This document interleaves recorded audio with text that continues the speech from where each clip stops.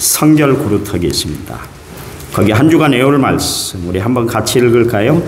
로마 12장 1절에서 2절. 그러므로 형제들아 내가 하나님의 모든 자비하심으로 너희를 권하노니 너희 몸을 하나님이 기뻐하시는 거룩한 산 제물로 드리라. 이는 너희가 드릴 영적 예배니라. 너희는 이 세대를 본받지 말고 오직 마음을 새롭게 함으로 변화를 받아 하나님의 선하시고 기뻐하시고 온전하신 뜻이 무엇인지 분별하도록 하라. 자, 우리 같이 읽겠습니다. 합심기도문. 하나님, 이 좋은 계절에 은혜로운 역사로 함께 하시니 감사드립니다. 오직 하나님만 바라보고 살아갈 때 모든 일에 합력하여 선을 이루어 주실 줄로 믿습니다. 한 주간 동안 평강과 위로와 용기와 하나님이 함께해 주시옵소서. 선포한 대로 이루어지게 하시고 믿음대로 소원 성취하고 살아가게 하여 주시옵소서. 군대 객지 예구에 나가 사는 남은 성결교회 성도들도 있습니다. 늘 은혜로운 역사로 함께해 주시옵소서. 고난과 시련 속에 살아가는 성도들에게 극복할 수 있는 믿음과 은혜를 베풀어 주시옵소서. 예수님 거룩하신 이름으로 기도하옵나이다. 아멘. 할렐루야. 일전에 집사님 한 분이 목사님 갈등이 무슨 단어인 줄 아세요? 저한테 물어보더라고요. 그래서 그 집사님을 통해서 제가 갈등이라는 단어의 어원을 제가 알게 됐습니다. 그래서 언젠가 내가 갈등에 대해서 한번 설교를 해야 되겠다. 그래서 오늘 본문 제목으로 잡았습니다. 우리가 살아가는 이 세상은 언제나 갈등이 있는데요. 갈등은 서로 부딪힌다. 그런 의미가 있어요. 칡을 뜻하는 갈과 등나무를 뜻하는 등이 합쳐진 한자어인데 심리학 사전에 보면 갈등은 칡과 등나무가 얽히듯이 일어난 사정들이 복잡하게 뒤엉켜서 서로 화합하지 못하는 모양이나 서로 상치된 견해, 그러니까 서로가 맞지 않고 서로가 첨예하게 그렇게 대립을 하는 그런 견해, 이해 따위로 인해서 그 견해 차이 때문에 생겨나는 충돌, 또한 정신세계 내부에서 각기 다른 방향으로 힘들이 충동하는 상태를 갈등이다. 그렇게 사전적으로 그렇게 정의를 했습니다. 저는 살아가다 보면 우리가 살아가는 이 세상에는 갈등이 참 많은 것 같아요. 그렇죠. 갈등이 참 많아요. 그런데 도대체 칡과 이 등나무가 어떻게 생겼길래 갈등이라는 단어가 이 단어를 통해서 만들어졌을까? 칡과 등나무는 모두 덩굴식물로서 다른 나무들을 이렇게 휘잡아가면서 돌아와서 생숙하는 그런 생장하는 그런 특성을 갖고 있는 그런 나무입니다. 덩굴식물은 종류별로 나무 줄기를 감는 방향이 정해져 있는데 칡은 왼쪽에서 오른쪽으로 감아 올라갑니다. 등나무는 거꾸로 오른쪽에서 왼쪽으로 이렇게 감아 올라가는 특성이 있습니다.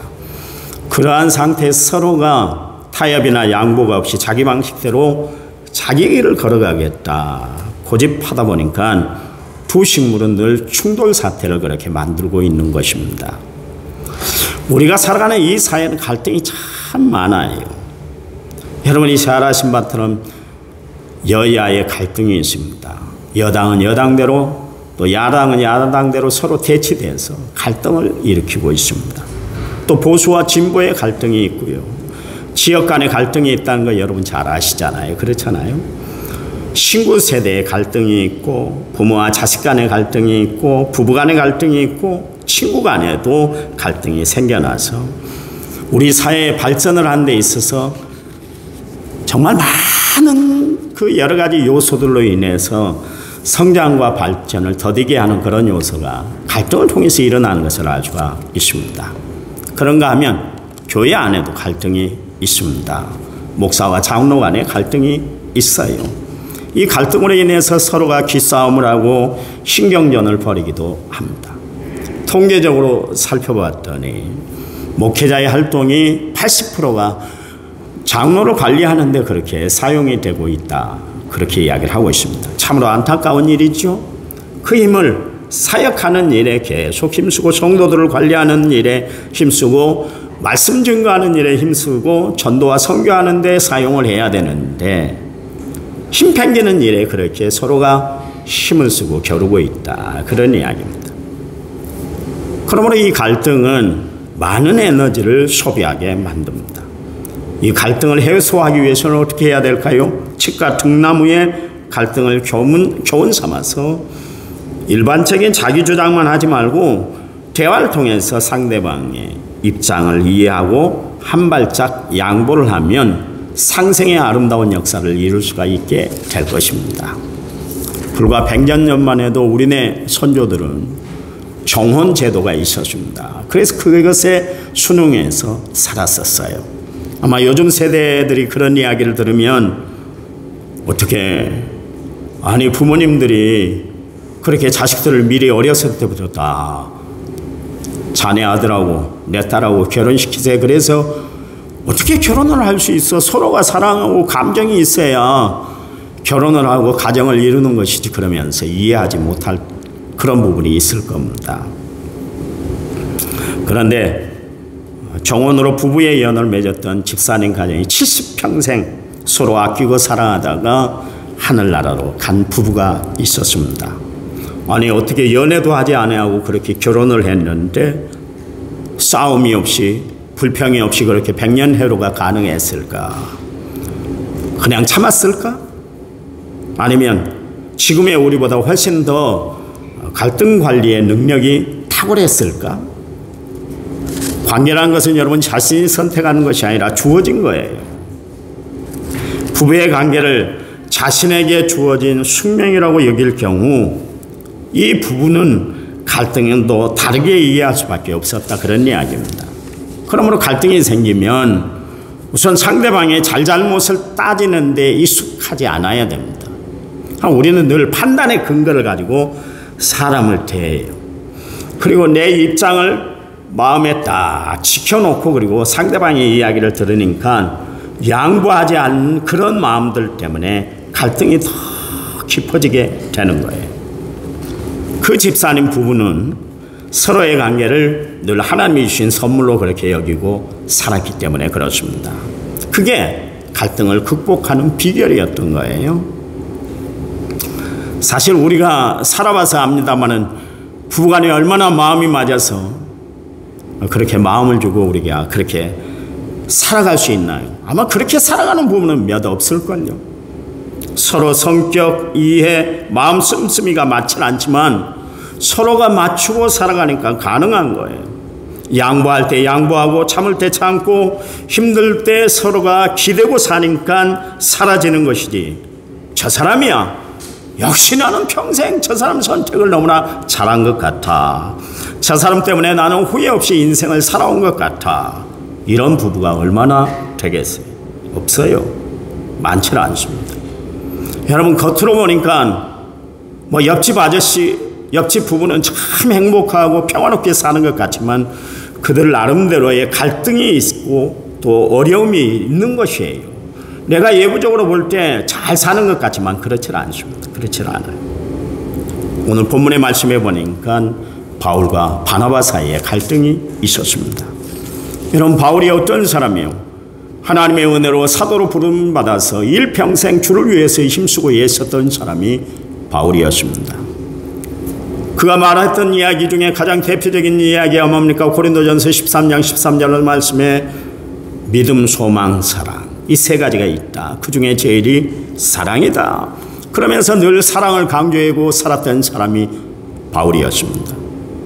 또 원수를 사랑하고 용납하고 그를 위해서 기도하라. 그렇게 외쳤던 사람이 바울입니다. 예수 믿는 사람에게는 절대로 원수가 없어야 됩니다. 늘 목을 놓아서 그렇게 이야기했던 사람이 바울이었어요. 실제로 유대인들이 바울을 얼마나 힘들게 했던지 바울이 가는 곳마다 따라다니면서 어려움을 놓고 방해를 놨던 그런 사람들이 유대인들이었어요. 심지어 유대인들 중에는 바울을 죽이지 않으면 나는 잠도 자지 않고 밥도 먹지 않겠다. 나는 죽기를 각오하고 바울을 죽일 것이다. 잡아들일 것이다. 사생결단하는 사람들이 그런 특공대가 40명이나 있었어요. 한마디로 말해서 바울의 피를 말려버리겠다, 말려서 죽여버리겠다, 그렇게 했던 사람들이 다 유대인들이었어요. 그렇게 악감정을 가지고 대하는 그런 유대인들이었는데 불구하고 바울은 그들을 사랑했어요. 로마서 9장 1절과 3절 말씀에 보면 내가 그리스도 안에서 참말을 하고 거짓말을 아니하노라. 나에게 큰 근심이 있는 것과 마음에 그치지 않는 고통이 있는 것을 내 양심이 성령 안에서 나를 더불어 증거한다.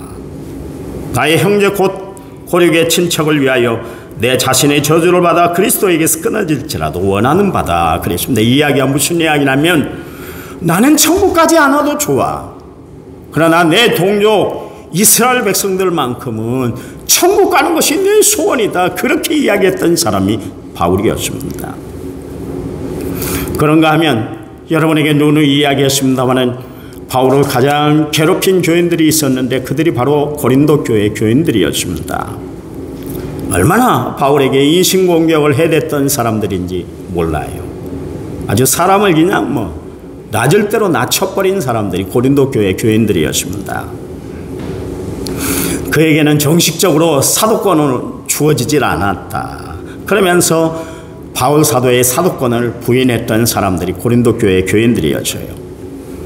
또한 우리와 같이 있으니까 지금 저렇게 우리를 위한 척하지, 우리를 떠나면 아마 저 사람은 생갈 사람이다, 안면몰수할 사람이다, 그런 이야기를 했고요.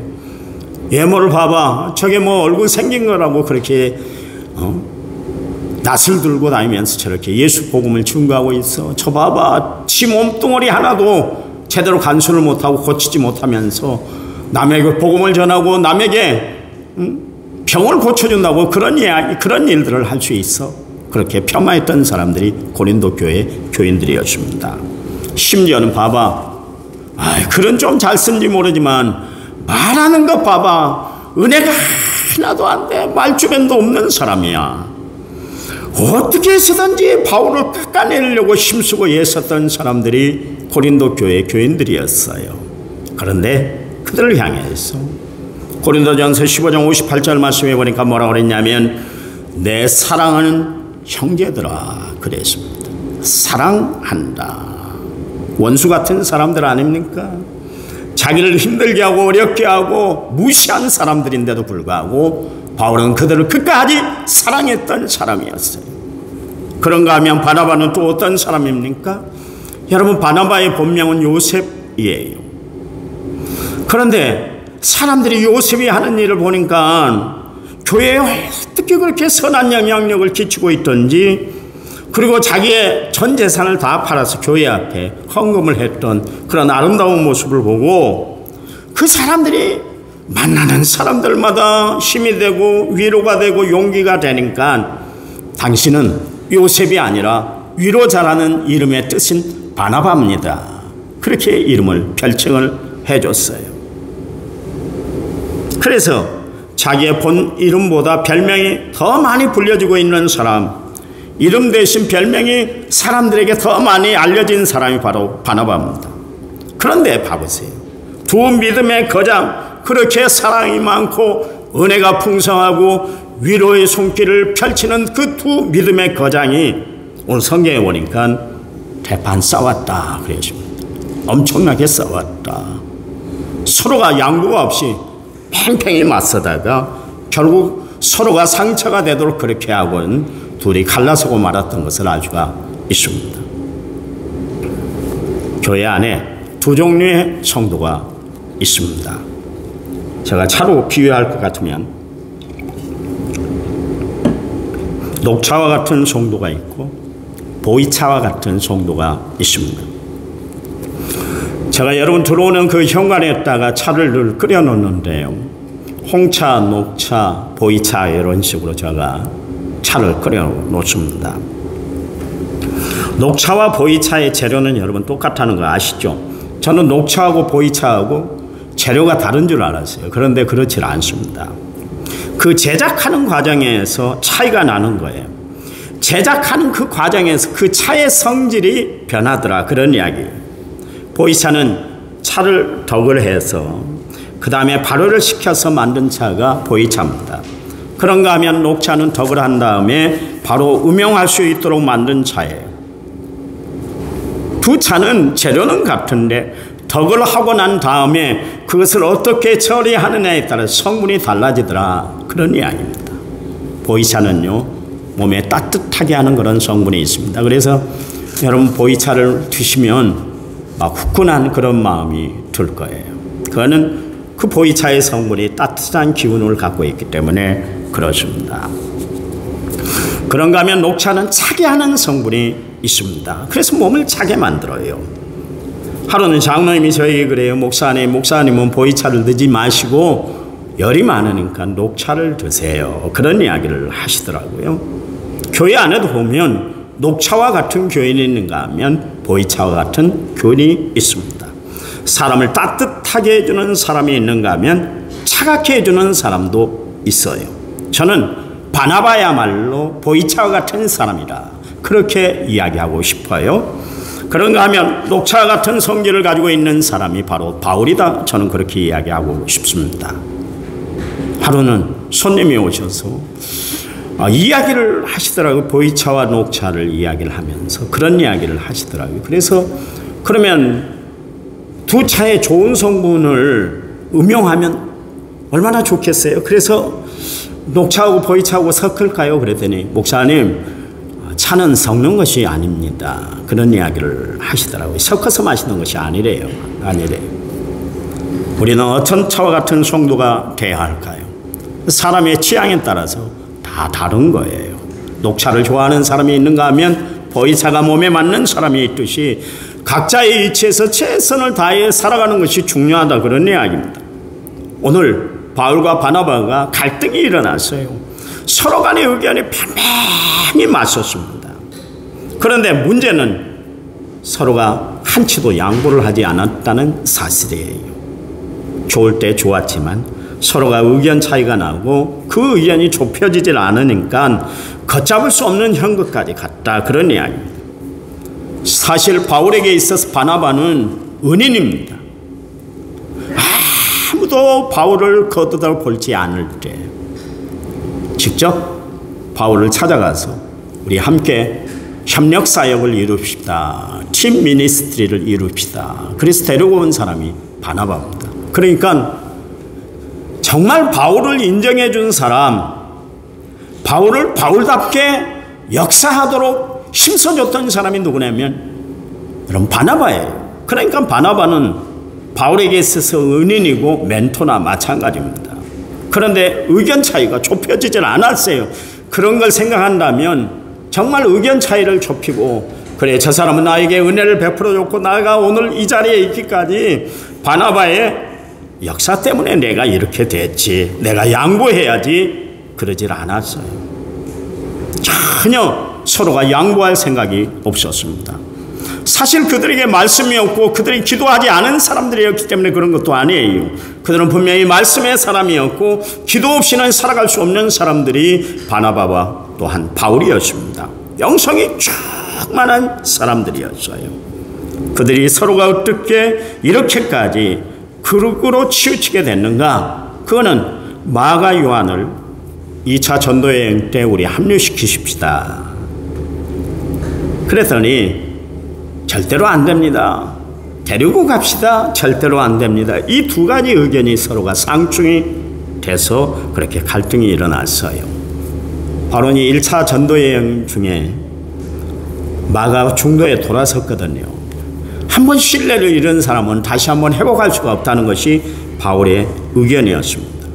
그러나 바나바는 한 번 실수는 병가지 상사다. 그러니까 실수한 것은 우리가 이해하고 감싸줘야 된다. 2차 전도여행 때 그를 데리고 갑시다. 그랬습니다. 그러니까 마가의 문제 때문에 이 두 사람이 서로가 갈등이 일어나게 됐다. 그런 이야기입니다. 여러분 생각을 해보세요. 사람이 이혼할 때도 그냥 이혼시키지 않습니다. 그렇잖아요. 서로 간에 조정기간을 줍니다. 그래서 그때도 안 되면 그때 이혼이 성립이 되는 거 아니겠습니까? 우리 같으면 의견 차이가 크니까 일정 기간 동안 우리 서로 한번 기도해보고 그 다음에 결정하게 합시다. 그러면 될 텐데 두 가장은 그런 이야기도 하질 않았습니다. 역시 인간은 인간이에요. 여러분, 바울이라고 훌륭한 사람이 아니에요. 그가 예수 믿었기 때문에 하나님 앞에 위대하게 쓰임받은 줄 믿으시기 바랍니다. 그도 인간이요. 바나바 얼마나 아름다운 사역을 감당했습니까? 교회가 교회되게 만든 사람이 바나바였는데 그도 감정이 격하니까 자기의 감정을 굽히질 않은 사람이요. 이도 마찬가지로 예수 없이는 살 수 없는 사람들이었어요. 여러분, 착각하지 마세요. 성경에 기록된 위대한 사람들 다 우리와 뭔가 다를 것이다 생각하지만 우리와 똑같은 성정을 갖고 있는 사람들이에요. 우리처럼 감정이 격할 때는 그것을 어떻게 할 줄 모르고 그렇게 살아갔던 사람들이에요. 단지 그들이 하나님을 전적으로 의지했기 때문에 하나님이 위대하게 쓰신 줄 믿으시기 바랍니다. 감정을 가진 존재이기 때문에 그러는 거예요. 바울과 바나바가 1차 전도여행을 끝내고 그 다음에 이방인 선교가 이제 쟁점화가 됐습니다. 그래서 예루살렘 회의가 있었는데 그때 이방인들이 회개하는 데 있어서 율법과 할례 문제는 더 이상 그들에게 짐을 지어서는 안 된다. 예수 믿으면 구원 얻는 것이지 거기다 율법을 지켜야 된다, 또 할례를 받아야 된다, 이런 이야기가 있어서는 안 된다. 그렇게 결론을 내렸어요. 그러니까 오직 믿음, 오직 은혜의 복음 외에 어떤 얘기도 거기에 덧붙여서는 안 된다는 것이 예루살렘 공회에서 이루어졌던 사건이었습니다. 회의 이후에 그때 예루살렘 교회의 특사로 유다와 실라가 그 편지 내용을 가지고 안디옥 교회를 가게 되셨습니다. 그랬더니 이방 교회였던 안디옥 교회가 큰 힘을 얻게 됐어요. 시간이 지나니까 이제 바울과 바나바가 1차 전도여행을 했던 그 지역을 다시 한번 가야 되겠다. 그래서 재방문하기로 서로 마음을 맞췄어요. 그래서 1차 예루살렘 회의에서 이루어진 그 모든 일들을 자기들이 세웠던 1차 전도여행 중에 세웠던 교회들에게 찾아가서 그 진리의 복음을 다시 한번 그들에게 선포해야 되겠다. 거기에는 마음을 같이 했었어요. 근데 문제가 생겼는데 조금 전에 말씀드린 것처럼 마가 요한을 데리고 가는 것이 문제가 됐습니다. 1차 전도여행 도중에 밤빌리아에서 돌아왔던 마가에 대해서 바나바는 이번에는 다시 한번 그를 선교여행에 동참을 시킵시다 그랬습니다. 그런데 바울은 한 번 배신한 사람은 또다시 배신할 수가 있다. 그러니까 그를 데려갈 수가 없다. 그리고 손절을 해버렸어요. 사역의 리스크를 최소한으로 하자. 그 리스크를 감수하더라도 다시 재기하도록 기회를 주는 것이 좋다. 그게 두 바울과 바나바의 그런 쟁점이었습니다. 오늘 본문을 제가 다시 한번 읽어드리겠습니다. 사도행전 15장 36절에 41절인데요. 며칠 후에 바울이 바나바더러 말하되 우리가 주의 말씀을 전한 각 성으로 다시 가서 형제들이 어떠한가 방문하자 하고 바나바는 마가라 하는 요한도 데리고 가자 하나 바울은 밤빌리아에서 자기를 떠나 함께 일하러 가지 아니한 자를 데리고 가는 것이 옳지 않다 하여 서로 심히 다투어 피차 갈라서니 바나바는 마가를 데리고 배를 타고 쿠브로로 가고 바울은 실라를 택한 후에 형제들에게 주의 은혜에 부탁함을 받고 떠나 수리아와 길리기아로 다니며 교회들을 경고하게 하니라 그랬습니다. 여기 보세요. 뭐라고 했습니까? 심히 다투었다 그랬습니다. 이 사람들이 다툴 사람들이 아니오. 지금까지 한 행적, 지금까지 그들이 가지고 있던 믿음을 보면 이렇게 다툴 사람들이 아닌데 의견이 안 맞으니까 심히 다투었다 그랬습니다. 결국 그 일로 어떻게 됐습니까? 둘이 갈라서고 말았습니다. 그리고 따로 바나바는 마가와 한 팀을 이루어서 복음을 전하러 나갔고 바울은 예루살렘 특사로 온 실라와 함께 둘이 팀을 이루어서 그렇게 나갔습니다. 자, 보세요. 두 사람의 성격 유형이 달랐어요. 바나바는 사람의 가치를 중요하게 여겼던 사역자였습니다. 그래서 그는 공감 능력이 컸고 그래서 그가 하는 일에 많은 사람들이 위로를 받았어요. 그에 비해 바울은 사역의 가치를 중요하게 여겼습니다. 그래서 그에게는 어떤 역경이 찾아온다 할지라도 굽히지 아니하고 그가 세운 목표, 그가 이룬 표대를 향하여 달려가는 그런 능력이 있었습니다. 누가 낫고 누가 나쁘다고는 이야기할 수가 없는 거예요. 서로의 의견 차이로 인해서 바나바는 마가를 데리고 구브로로 떠났고 바울은 실라와 길리기아를 거쳐 더베, 루스드라, 이구니온, 피시디아, 안디옥까지 전도여행을 했습니다. 두 사람은 서로가 조정하는 일에는 실패했지만 둘이 갈라섬으로 하나님의 일, 선교하는 일들이 더 배로 많아졌다, 그런 이야기입니다. 그런 거 보면 하나님은 그의 자녀들, 그의 사랑하는 그의 자녀들에게 모든 것이 합력하여 선을 이루도록 역사하시는 하나님인 줄 믿으시기 바랍니다.